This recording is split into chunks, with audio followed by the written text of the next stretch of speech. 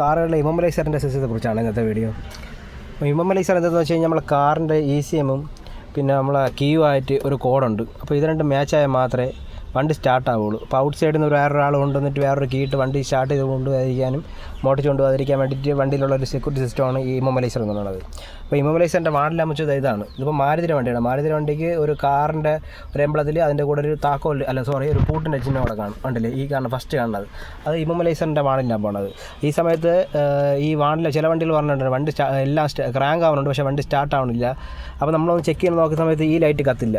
ഈ ലൈറ്റ് കത്താത്തതിൻ്റെ കാരണം എന്ന് വെച്ചാൽ ഒന്നിൽ നമ്മളെ ഇമ്മൊബിലൈസറിൻ്റെ മൊഡ്യൂൾ കംപ്ലൈൻ്റ് ആയിരിക്കും, ഇല്ല എന്നുണ്ടെങ്കിൽ അതായത് മൊഡ്യൂൾ എന്ന് വെച്ച് കഴിഞ്ഞാൽ ആൻറ്റിന എന്ന് പറയും. അതായത് ഈ കീയുടെ സൈഡിൽ വരും, ഇവിടെയാണ് അതിൻ്റെ ആൻറ്റിന പറഞ്ഞത്.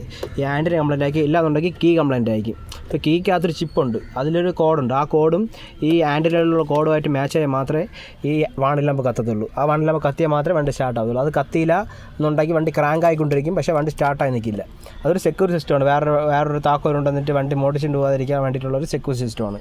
അപ്പോൾ ഇതാണ് ഇന്നത്തെ വീഡിയോ. നിങ്ങൾക്കിത് ഈ വീഡിയോ ഒരു അറിവായിട്ട് തോന്നിയിട്ടുണ്ടെന്നുണ്ടെങ്കിൽ നിങ്ങൾ സബ്സ്ക്രൈബ് ചെയ്ത് സഹായിക്കണം. നമ്മൾ ഇതേപോലത്തെ നല്ല നല്ല വീഡിയോസ് ഇനിയും ഇടുന്നതായിരിക്കും. അപ്പോൾ വീഡിയോ ലൈക്ക് കൂടെ ചെയ്യണേ.